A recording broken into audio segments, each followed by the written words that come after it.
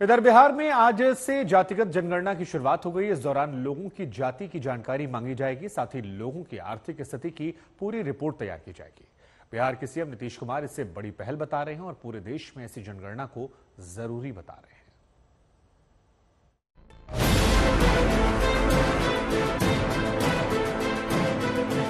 चाहे वो किसी भी जाति के हो, सबकी आर्थिक स्थिति का भी आकलन लेकर के तो उतना कर लेने के बाद तो बहुत अच्छा न हो जाएगा। इस गांव से कितने लोग गांव छोड़ करके बाहर गए हैं।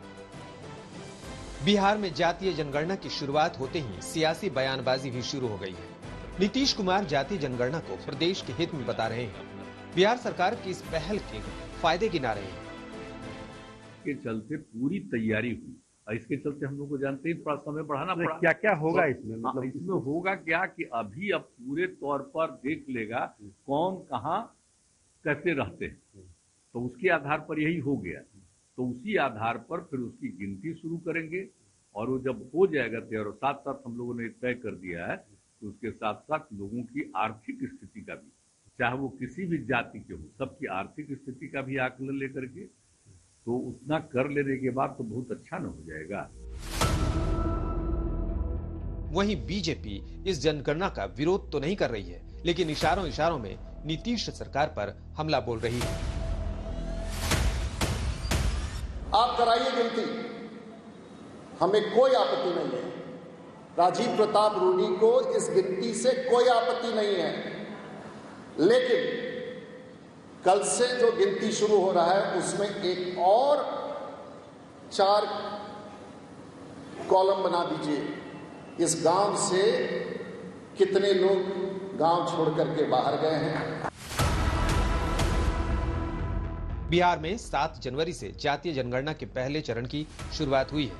इस दौरान घरों की गिनती की जाएगी, साथ ही परिवारों की संख्या दर्ज की जाएगी। 7 जनवरी से ये काम शुरू हुआ है और 7 जनवरी से लेकर अगले 15 दिनों तक बिल्डिंग की लिस्टिंग की जाएगी। जो घर है उनकी लिस्टिंग की जाएगी और जो परिवार है उनकी भी जो है लिस्टिंग की जाएगी। और आप यहाँ देख सकते हैं बैंक रोड पे ये जो अपार्टमेंट है इसकी लिस्टिंग कर दी गई है। पहली संख्या इसको दी गई है 01। आप देख सकते हैं पहला नंबर है और यहाँ से जो है इस अपार्टमेंट है, ये जो पूरा अपार्टमेंट है इसकी लिस्टिंग यहाँ पर हो गई है। जनगणना का दूसरा चरण 1 अप्रैल से शुरू होगा। तब हर एक शख्स से जाति और उसकी आर्थिक स्थिति पर सवाल होगा। अभी तक हम लोगों को जो नोन है लगभग 204 जातियां हैं जिनकी सूची प्राप्त हुई है और उसके आधार पर हम लोग प्रोसीड कर रहे हैं। और अगर अन्य कोई जाति आती है, उसका कोई साक्ष्य रहता है, प्रमाण रहता है, तो उसको भी हम लोग नियमानुसार उसमें शामिल होंगे। मुख्यमंत्री नीतीश कुमार का दावा है कि वो जनगणना की रिपोर्ट को केंद्र सरकार को भेजेंगे और इस आधार पर केंद्र से पूरे देश में जातीय जनगणना की मांग करेंगे।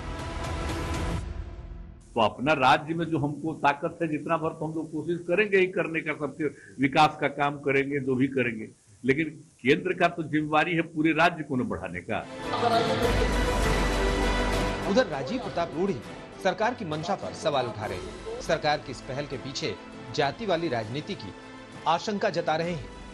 बिहार में वो इतनी कोयरी है, कुर्मी है, राजपूत है, भूमियार है, ब्राह्मण है, दलित है, फलाना है, ढिमका है। वही व्यक्ति जब चेन्नई में जाता है, जब बेंगलोर में जाता है, जब दिल्ली में जाता है, तो ना वहाँ कोयरी है, ना कुर्मी है, ना कुशवाहा है, ना राजपूत है, ना भूमियार है, वो बिहारी है। बिहार में जातिगत जनगणना की मांग का हर दल ने समर्थन किया, जिसके बाद ही नीतीश सरकार का ये एजेंडा आगे बढ़ा।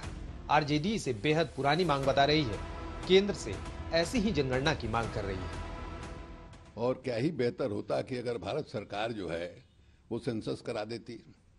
ये सबका डिमांड है, पुराना डिमांड है।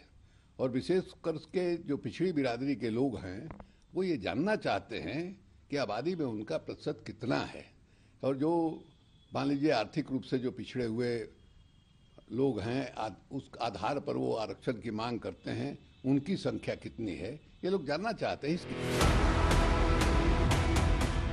बिहार में 30 अप्रैल तक जातिगत जनगणना का काम पूरा हो जाएगा, जिसके बाद रिपोर्ट का इंतजार होगा। हालांकि इस जनगणना से बिहार से शुरू हुई सियासी लड़ाई पर केंद्र से लेकर अन्य राज्यों में जबरदस्त वार पलटवार होगा। पटना से रोहित सिंह के साथ सुजीत झा, आज तक।